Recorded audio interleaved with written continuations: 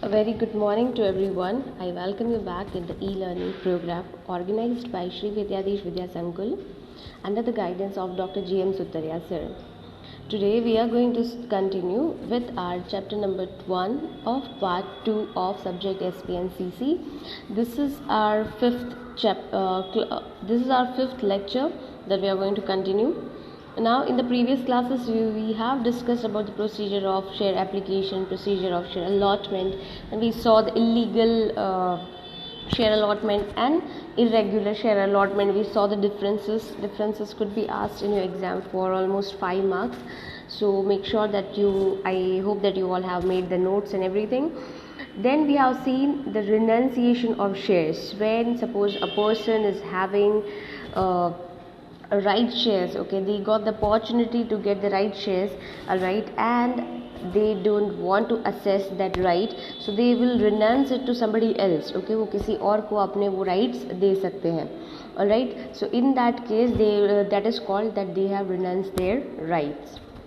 Now today we will continue with share call, the new topic. In the previous class also we have discussed some of the duties of company secretary with respect to share allotment, that he or she needs to find the agreement with stock exchanges, with different intermediaries, okay. They have to get it listed on stock exchanges so that the shares could be traded once they are being listed to the market, once they are being issued to the market, all right. Afterwards we'll see share calls, okay. Now the main topic of today is share calls. So what is a share call? See, this is first of all these days it is not happening. अभी के time में वो लोग shares को calls में नहीं बुलाते. What is share calls? First of all, when you are calling the share capital into installments, अगर अपने installment में share के amount मंगवा रहे हैं, right, तो that is called share call. उसके जो parts होते हैं, जो installments है, जो हम 1 by 1 करके बुला रहे हैं, तो that is called share call. Now see इसमें क्या होता है, डिवाइड कैसे किया जाता है कि पहले सपोज 10 रुपये का शेयर है, तो वो पूरा 10 रुपये सपोज वो नहीं मंगवाना चाहते, राइट. अभी कंपनी को नीड नहीं है कि पूरे 10 रुपये पर शेयर मंगवा लें, okay. So what they would do, they would be applying in installments.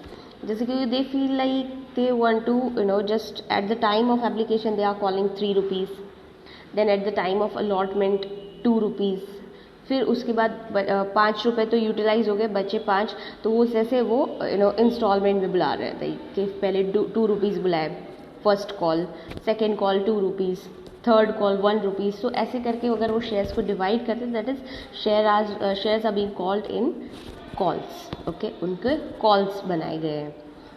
Now let's read what is written here, right. When a company issues shares, it may call the face value of the shares in installment instead of single payments of total amount to be called. Instead of calling it full amount, fully paid up करवाने के बदले क्या कर रही है company, उसको जो shares है वो installment में मंगवा रही है, parts में बुला रही है. Thus call on share means the amount payable for the shares called by company. जो अमाउंट पेएबल है, हम लोग जो अमाउंट पे कर रहे हैं, that amount is which is being called up by the company. जैसे कंपनी ने अभी 2 रुपीज़ का कॉल इशू किया कि 2 रुपये का कॉल अभी पर शेयर आपको 2 रुपीज़ पे करने हैं, अगर 10 रुपीज़ का शेयर है सपोज, तो that 2 rupees is what share call, okay. It's part of instalment, right. It is an instalment, it's not part of instalment but it is an instalment, okay.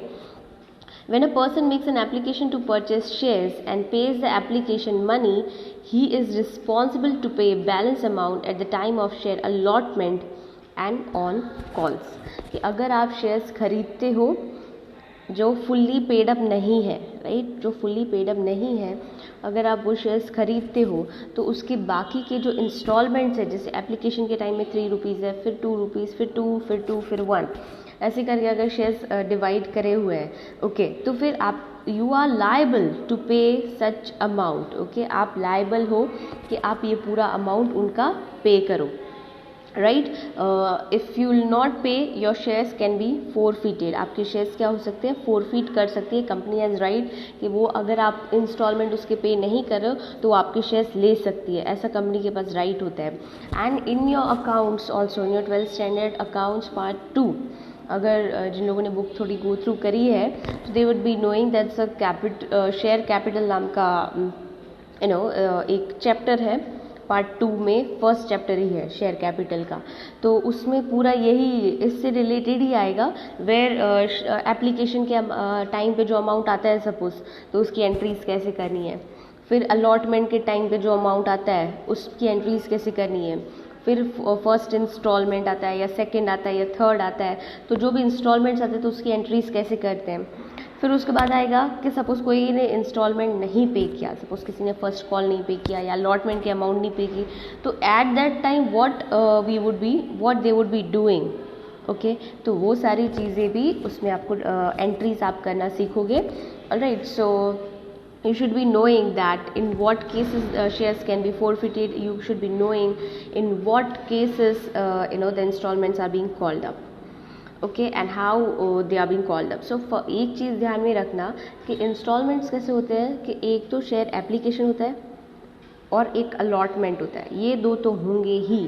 कि allotment के time को हम calls नहीं बोलते, application के times को हम calls नहीं बोलते. कॉल्स किसको बोलते हैं, जो एप्लीकेशन में अमाउंट दे दी, अलॉटमेंट में अमाउंट दे दी और उसके बाद जो अमाउंट आप दे रहे हो तो उसको कॉल्स बोलते हैं. First call, second call, third call, last call, जो भी होता है. जैसे कि सपोज 10 रुपीज़ का शेयर है, 3 रुपीज़ एप्लीकेशन के टाइम में बुलाई, 2 रुपीज़ अलॉटमेंट के टाइम में. ठीक है, उसके बाद 2 रुपीज़ 10 रुपये का शेयर था, 5 रुपये आ गए अपने पास एप्लीकेशन और अलॉटमेंट के टाइम के. ठीक है, बच गए 5. सपोज उसके कंपनी ने 3 हिस्से डिवाइड कर दिए, 2 rupees first call, 2 rupees second call and third call में 1 रुपीज़. तो these are called the calls of shares. Okay, then अगर शेयर अलॉट हो चुके हैं तो you are responsible to pay all such calls. आपका जो भी फेस वैल्यू है you are responsible to pay. अगर आप पे नहीं करोगे तो आपके शेयर फोरफिट हो जाएंगे और जो आपने अमाउंट पे किया है वो भी आपका चला जाएगा. सपोज़ मैंने शेयर एप्लीकेशन के टाइम पे 3 रुपये दिए, फिर अलॉटमेंट के टाइम पे 2 रुपये दिए, फिर फर्स्ट कॉल भी मैंने दिए 2 रुपये का. ओके, तो 7 रुपीज़ पर शेयर मैंने पे कर दिया. सपोज मेरे पास 1000 शेयर थे, तो 1000 into 7 that is 7000. I have already paid it. I have not paid what, 3000. 2 instalment में सपोज पे नहीं कर पाई. ओके, तो 3 इंटू 1000, तो that's 3000 I have not paid. तो सपोज अगर मैं पे नहीं कर पाती हूँ तो मेरे शेयर फोरफिट हो जाएंगे और जो मैंने 7000 जो पे करे थे विल बी गॉन. ओके, तो दे विल बी गॉन. वो कंपनी का प्रॉफिट हो जाएगा, कंपनी ले लेगी उसको. ठीक है.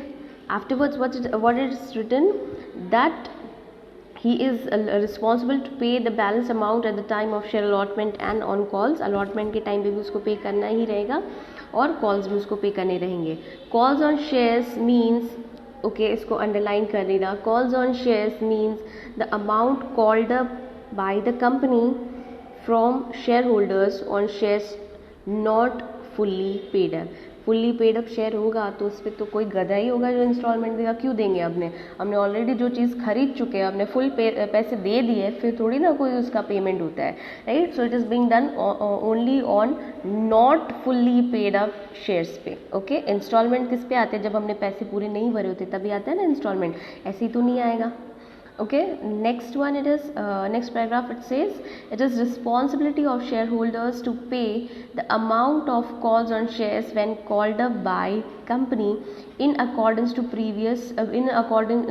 the provisions of articles. See, कोई भी चीज़ होगी ना वो आर्टिकल्स के अगेंस्ट तो होने ही नहीं वाली है.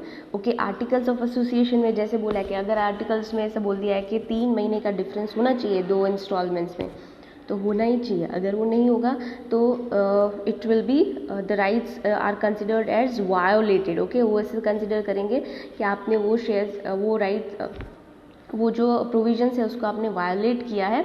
And that's why the procedure will be called illegal. वो इलीगल कहलाएगा अगर आप आर्टिकल्स ऑफ एसोसिएशन या मेमोरेंडम ऑफ एसोसिएशन के बियॉन्ड जा रहे हो, but this is something internal matter. तो इंटरनल मैटर सारी कहाँ पे होती है, आर्टिकल्स ऑफ एसोसिएशन में होती है।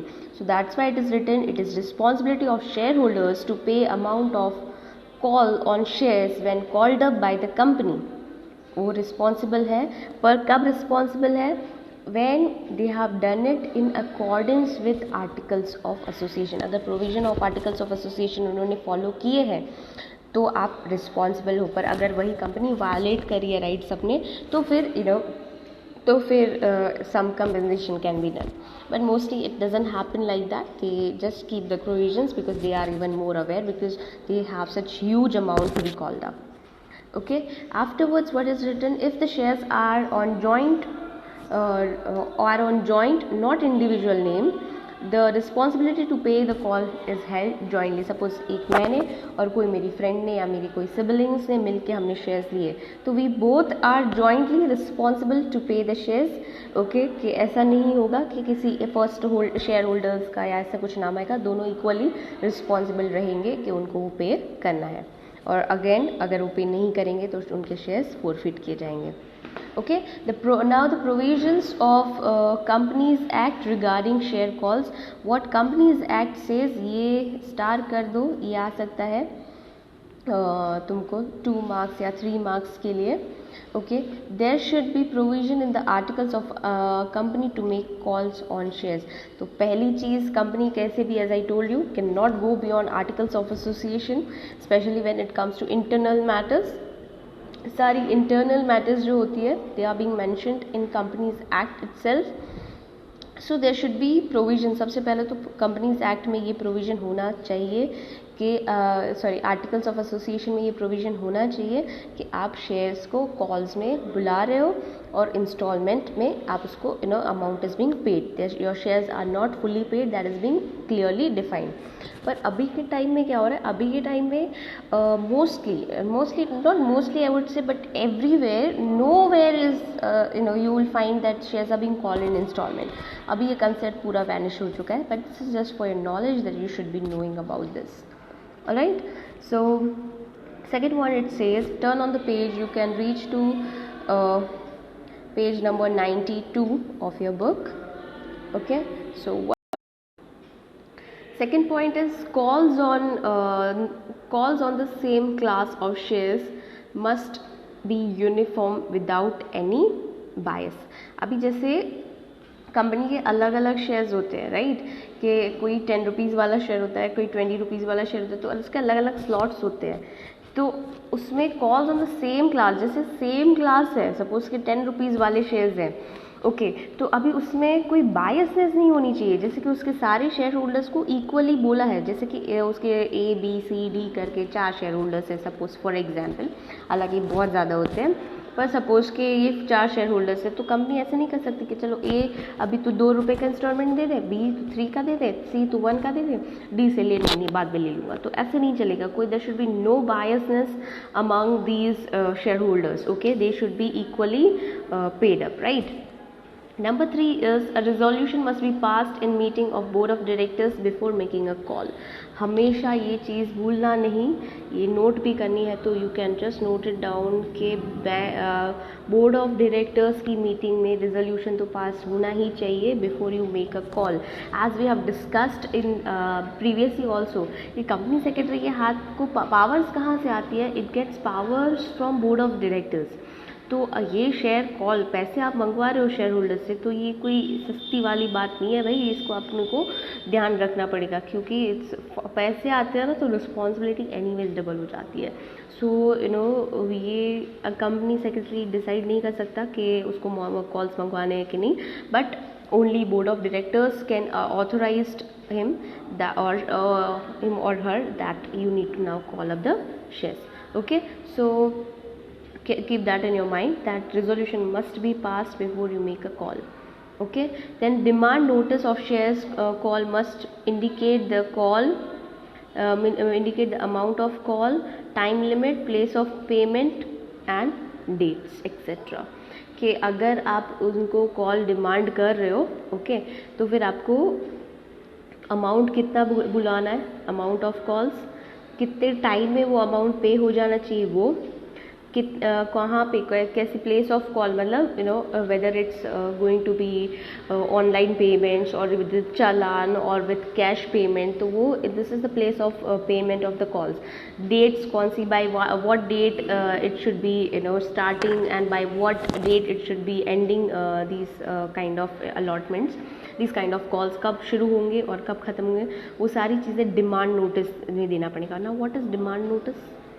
सी, अभी बोर्ड ऑफ डायरेक्टर्स ने रेजोल्यूशन पास कर दिया कि हमको चलो शेयर्स बुलाने, राइट, कि शेयर कॉल हमको चाहिए, बट शेयर होल्डर्स को तो सपने में नहीं आएगा कि हाँ इन लोगों ने रेजोल्यूशन पास किया, तो उनको क्या भेजनी पड़ेगी, उनको डिमांड नोटिस भेजनी पड़ेगी कि भाई अभी यार तुम्हारा टाइम हो चुका है, अभी तुम हमको पैसे देना स्टार्ट कर दो.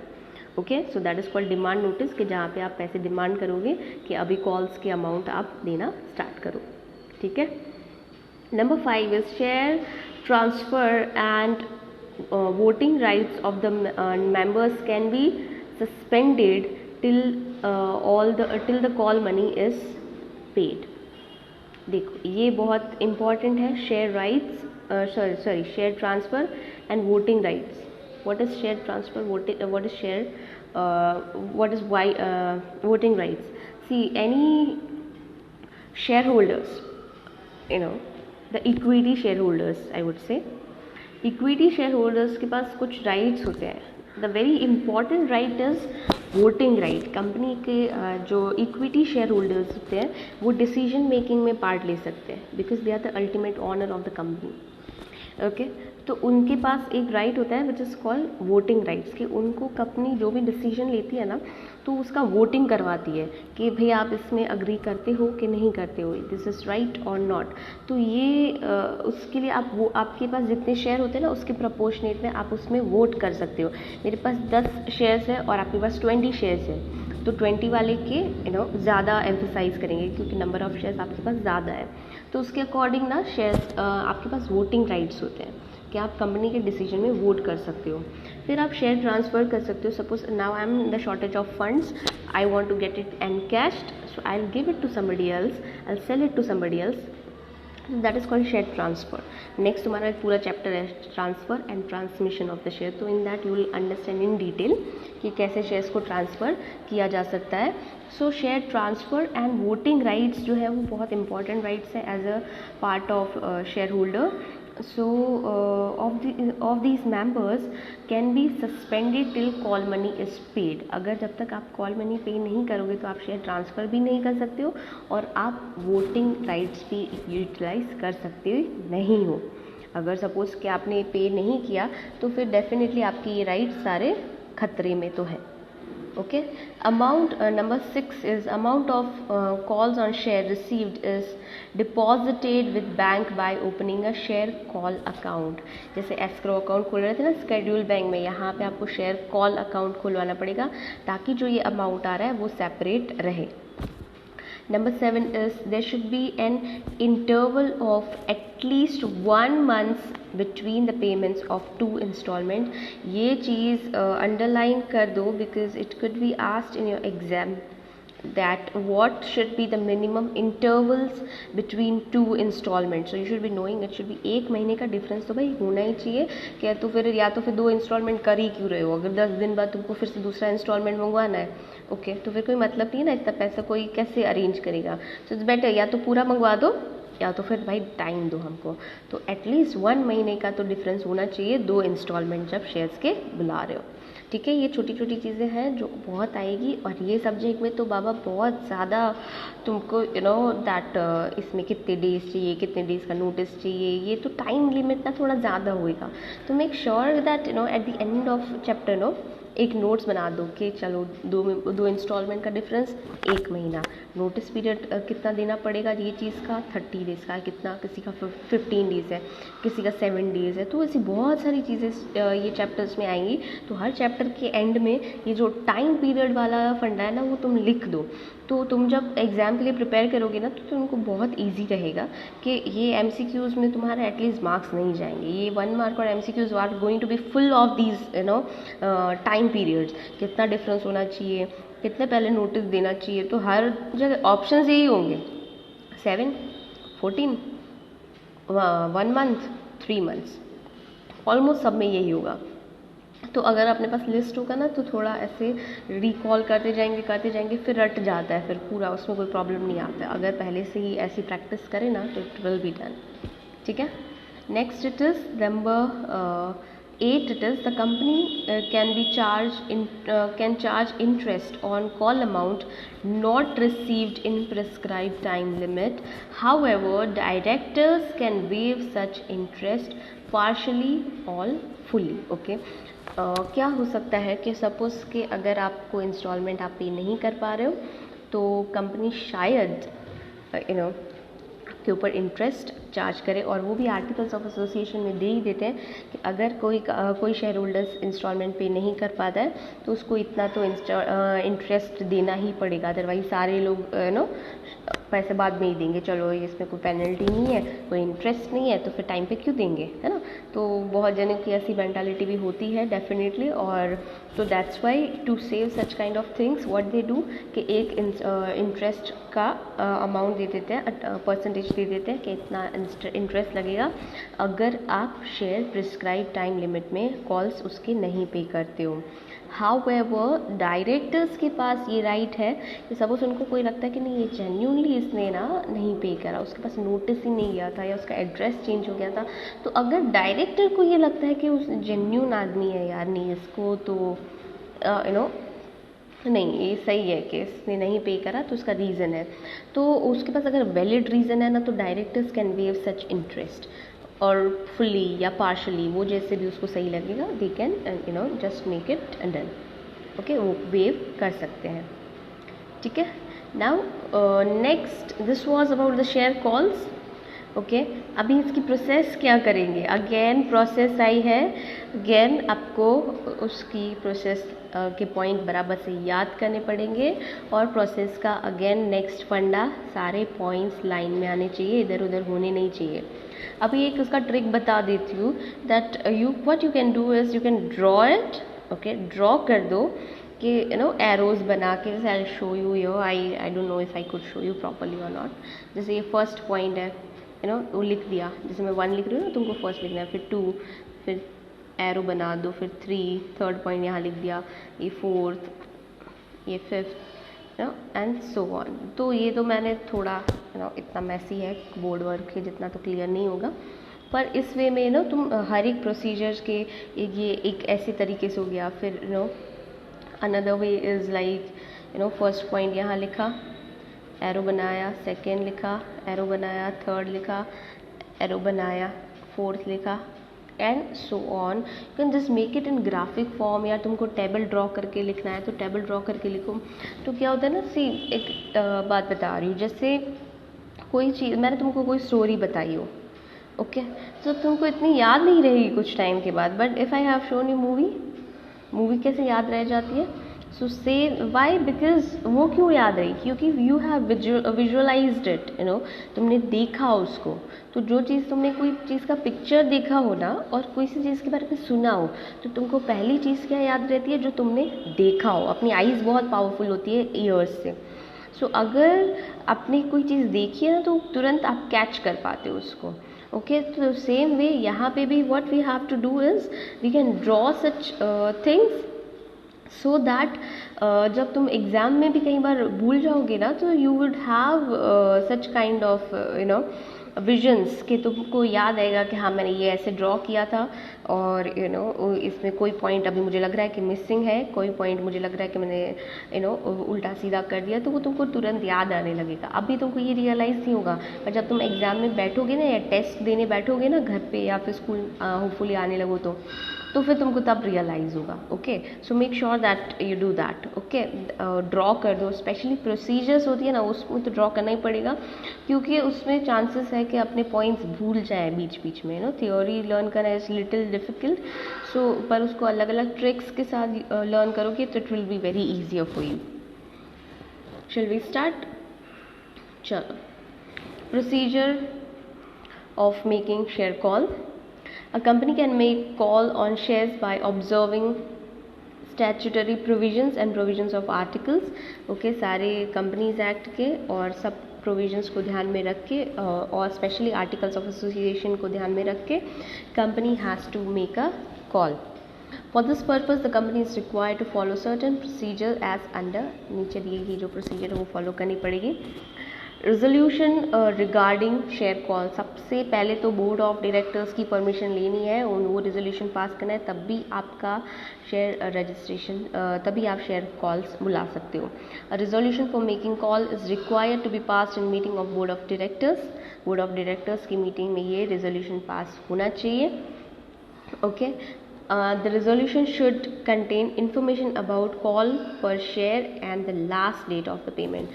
जो सबसे इम्पॉर्टेंट चीज़ है क्या कंसिडर करना चाहिए कि लास्ट डेट कब तक इंस्टॉलमेंट पे होना चाहिए और सबसे इम्पॉर्टेंट कितना पैसा मंगवाना है. ओके. तो कॉल्स कितने, हालांकि ये प्री डिसाइडेड ही होते हैं मोस्ट ऑफ द कंपनीज में कि फर्स्ट कॉल में इतना मंगाएंगे, सेकेंड में इतना मंगाएंगे, पर तो भी ये चीज़ें डिस्कस होती है कि इज़ इट राइट डिसीजन और नॉट. सो ये कितना पेमेंट मंगवाना है. सेकेंडली कि last date by what date you want it to be collected. Okay. तो ये सारे पावर्स होते हैं बोर्ड ऑफ डायरेक्टर्स के पास और वो रिजोल्यूशन पास करेंगे तभी आप उस पावर्स को यूज़ कर सकते हो. Okay. Then after number 2 is closure of register of members. देखो ये क्या होती है, अभी क्योंकि इंस्टॉलमेंट्स वो लोग पे कर रहे हैं तो देर मे बी चांसेस कि वो शेयर ट्रांसफ़र कर दें अपने किसी और को या फिर कोई और इश्यूज आ सके. तो इसीलिए वो क्या करते हैं कि जो उनका रजिस्टर ऑफ मेंबर्स होता है कि जहाँ पे वो रिकॉर्डिंग होता है कि ये मेंबर्स के इतने शेयर्स है, इतना पे हो चुका है, इतना बाकी है, ये मेंबर्स के पास इतने शेयर्स हैं, उसे अलॉटमेंट मनी दिया, एप्लीकेशन दिया, अभी फर्स्ट कॉल देगा, तो ये रिकॉर्ड रखा जाता है कंपनी के पास. ओके. तो ये रजिस्टर अभी क्या करेंगे, अभी कोई चेंजेस नहीं करने देंगे. क्यों? क्योंकि ताकि कोई अभी बीच में से अगर शेयर ट्रांसफ़र कर दिया सपोज किसी शेयर होल्डर ने, ये प्रोसीजर अभी हम लोग तो किससे हम लोग शेयर कॉल मांगेंगे कि जो नया शेयर होल्डर है उससे या फिर जो पुराना है उससे, तो वो कन्फ्यूजन ना क्रिएट हो, इसीलिए closure of register of member कर देते हैं ताकि कोई मेंबर उस पीरियड के दौरान, बाकी तो वो ट्रांसफ़र कर ही सकते हैं, पर जो ये कॉल पीरियड है उस टाइम में वो किसी को शेयर ट्रांसफ़र ना कर पाए ताकि कोई कन्फ्यूजन ना क्रिएट हो. Let's read it. Register of members and register of transfer, जो रजिस्टर जिसमें मेंबर्स की लिस्ट रखते हैं और जिस रजिस्टर में वो लोग ट्रांसफ़र का, एक शेयर होल्डर दूसरे शेयर होल्डर्स को, दूसरे किसी इंसान को शेयर अपने ट्रांसफ़र कर सकता है, तो वो जो दोनों के रिकॉर्ड होते हैं वो लोग को क्लोज कर देते हैं. Is kept close for some days for the preparation of list of members and for sending notice of calls to share holder, ताकि वो क्लियरली नोटिस भेज पाए कि ये शेयर होल्डर है और इसको भेजना है. अगर ट्रांसफ़र होगा, अभी ट्रांसफ़र का क्या होगा, सपोज ट्रांसफ़र करने में 2 दिन लग रहे हैं, तो वो 2 दिन में कौन शेयर होल्डर है अपने को क्या पता है ना. तो इसीलिए कोई मिसअंडरस्टैंडिंग ना क्रिएट हो, इसीलिए what they do, they keep the register close. And why they do it, just to give notice properly. ये तुमको एक मार्क में पूछा जा सकता है तो रीड कर लो. that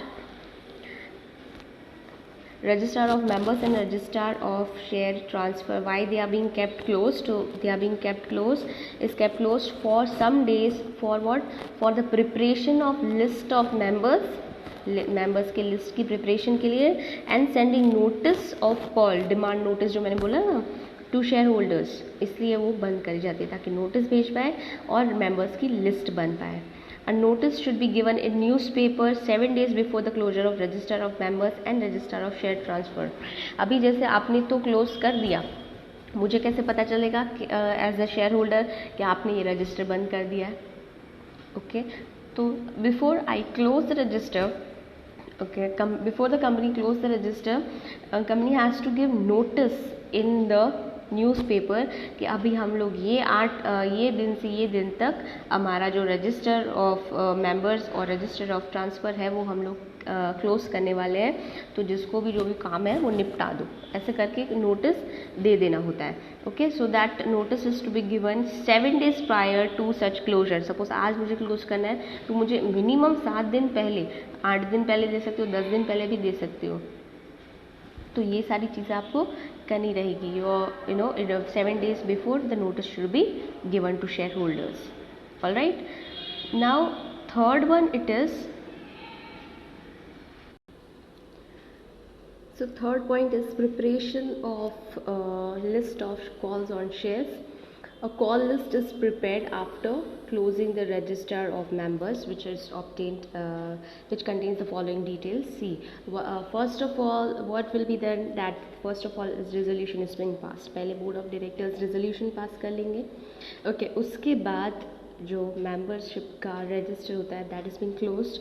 once register is closed उसके बाद एक लिस्ट बनाई जाती है. ओके, कॉल लिस्ट बनाई जाती है जिसके ऊपर से उन लोगों को पता चलता है कि कौन से शेयर्स होल्डर्स को एक पास कितने शेयर्स हैं, तो उसके पास से कितना अमाउंट मंगवाना है. ओके, के अमाउंट वो कैसे कौन सी डेट तक उनको दे देना पड़ेगा, and all such things are to be made in a list. So a call list is prepared after closing the register of members. Register members को क्लोज करके फिर एक कॉल लिस्ट बनाया जाता है विच कंटेन्स फॉलोइंग डिटेल. क्या detail contain करते हैं वो? Name and address of the member, address और नाम जो मेंबर है उसका, अमाउंट ऑफ कॉल कितना अमाउंट होना चाहिए, नंबर ऑफ शेयर्स कितने शेयर्स नंबर है, उसके ऊपर से अमाउंट डिसाइड होगा, amount of calls in advance. अभी कोई शेयर होल्डर्स क्या होते हैं कि एडवांस में ही कई बार पैसे दे देते हैं. फर्स्ट कॉल में ही वो लोग पूरे सेकेंड थर्ड कॉल के एडवांस में ही दे देते हैं. तो ये तुमको आएगा actually when you would be studying accounts part 2, no, in that you will get to know about share in advance and shares in arrears. Share in advance क्या होता है कि कोई शेयर होल्डर्स एडवांस में ही पे कर देते हैं, कि अलॉटमेंट के टाइम पे ही कई शेयर होल्डर्स क्या करते हैं पूरे के पूरे अमाउंट पे कर देते हैं ताकि वो फ्री हो जाए, फिर उनको पे नहीं करना पड़े. सेकेंडली कोई ऐसे होते हैं कि जिनको शेयर इंस्टॉलमेंट मंगवाने में भी उनको फिर वो पे नहीं कर देते, राइट, कि उनसे पैसे मंगवा रहे हैं पर वो टाइम पे नहीं कर रहे, तो उनके शेयर के जो अमाउंट होती है उसको वो कहा जाती है कॉल्स इन एरियर्स, कि ये कॉल्स पे करे हुए नहीं हैं. Calls in advance and calls in arrears दोनों डिफरेंट होते हैं, दोनों एक दूसरे से अपोजिट होते हैं. एडवांस मतलब एडवांस में मिला हुआ, कॉल्स इन एरियर्स मतलब वो पैसे मिले हैं नहीं. ठीक है. सो व्हाट थिंग्स, ये एग्ज़ाम में आ सकता है 2 मार्क्स में, that what things are being mentioned in call in the list of calls shares. तो these are the following 6 things which are being mentioned in the call list. ठीक है. Number 4 is information to the bank. Okay, अभी ये जो share आपके amount share call का amount आएगा तो आपने देखा था शेयर कॉल अकाउंट खुलवाना पड़ेगा, तो वो शेयर कॉल अकाउंट बैंक खुद से नहीं खोलेगी, अपने को इन्फॉर्म करना रहेगा. Okay, once a call list is ready, जैसे ही कॉल लिस्ट रेडी हो जाती है सेक्रेटरी जाएगा बैंक के पास कि हमको ये अकाउंट खुलवाना है. ठीक है. So once the call is ready, call list is ready, secretary sends a copy of call, secretary sends the call list to the bankers of the company. Company का जो बैंकर होता है उसको कॉल लिस्ट भेज देता है. It is intimated to the bank to collect the call money. ये काम किसका होगा पैसे कलेक्ट करने का? बैंक का होगा. बैंक कॉल मनी कलेक्ट कर देगी on behalf of the company, company के बिहाफ में, and credit the same to the share call account, और same amount share call account में क्रेडिट हो जाती है. Sending note, now number 5 is sending notice of call. अभी ये call list की पूरी प्रिपरेशन हो चुकी है, लिस्ट बन चुका है. ओके, बोर्ड ऑफ डायरेक्टर्स से परमिशन दे दी है, बैंक को भी हमने इन्फॉर्म कर दिया है, हमने पूरा अकाउंट भी खुलवा दिया है.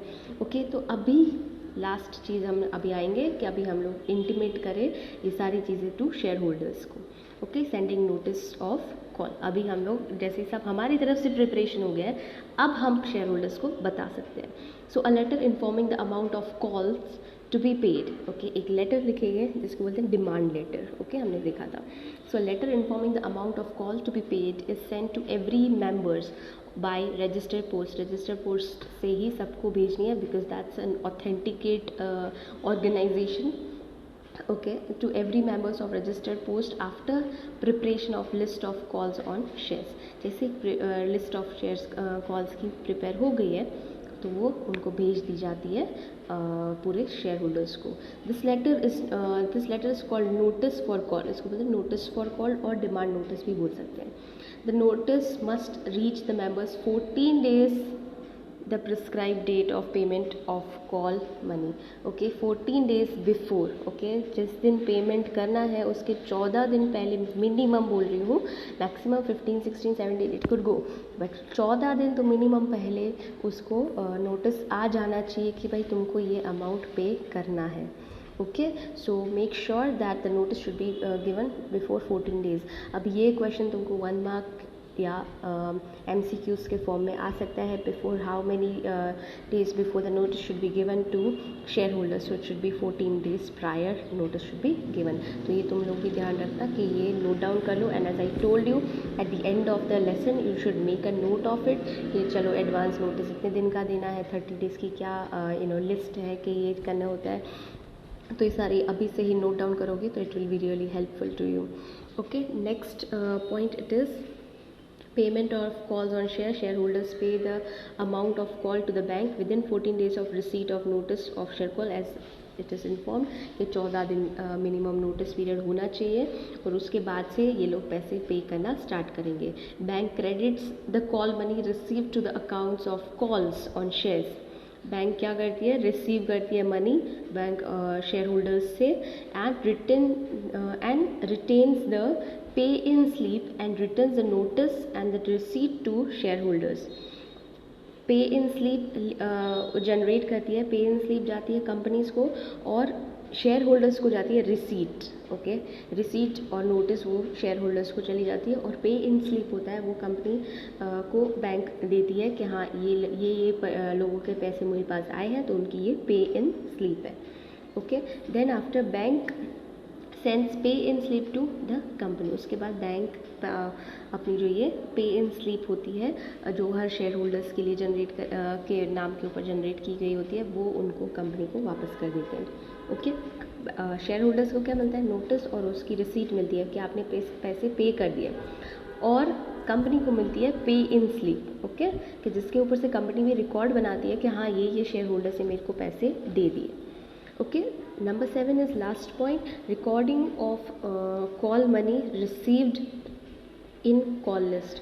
ओके, अभी जो कॉल लिस्ट में जो पैसे जो उनको रिकॉर्ड करना रहेगा, जो पे इन स्लिप उनके पास आई बैंक ने उनको दी, उसके बेस के ऊपर अभी नया रजिस्टर ऑफ मेंबर बनता है ताकि वो लोग अभी जो नए मेंबर्स हैं, जो जिन मेंबर्स ने पैसे पे किए हैं, जिन्होंने नहीं किए, उनका पूरा रिकॉर्ड रख पाए. The secretary records the call received in register of members on the basis of pay in sleep and prepares a list of calls not received. तो अभी कंपनी का सेक्रेटरी जो होगा वो लिस्ट बनाएगा जिसमें जो लोगों ने शेयर्स पे किए हैं, कॉल अमाउंट पे किया है, उसकी अलग लिस्ट बनाएंगे और जो लोगों ने कॉल अमाउंट पे नहीं किया है उनकी अलग लिस्ट बना देंगे ताकि आगे कम्युनिकेट करने में बोर्ड ऑफ डायरेक्टर्स को ये बताना पड़ेगा ना कि ये शेयर होल्डर्स ने पैसे दिए हैं, ये शेयर होल्डर्स ने पैसे एडवांस में दे दिए हैं, ये लोगों ने नहीं दिए. तो ये सारी चीज़ें डिस्कस होती है, उनके ऊपर नोटिस अगर फर्दर थोड़ा प्रोसीजर होता है तो इसीलिए उनको ये सारी चीज़ें इन एडवांस रेडी रखनी पड़ती है.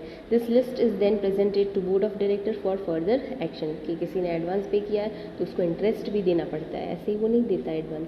और जिसने नहीं दिया है राइट, तो उससे इंटरेस्ट लेना भी पड़ता है और अगर वो पैसे भी नहीं दे रहा है तो उसकी शेयर फोरफिट भी कर सकते हैं. तो ये सारी चीज़ें बोर्ड ऑफ डायरेक्टर्स के पास डिस्कस होगी, पर उसको डिस्कस करने के लिए पहले कंपनी सेक्रेटरी को प्रिपेयर तो करना पड़ेगा. So these are the things which are being prepared by CS.